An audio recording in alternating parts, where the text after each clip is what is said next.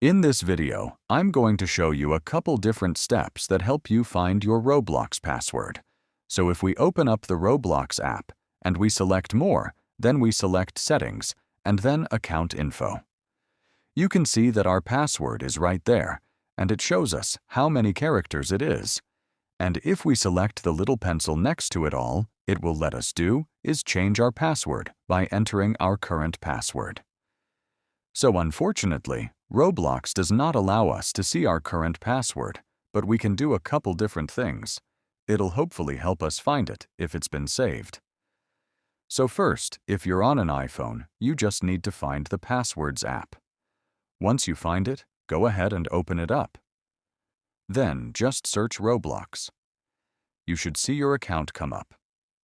Go ahead and select your account, and then you'll see Password. All you need to do to see your password is simply select it, and then it'll allow you to see what the password is. Generated with HTTPS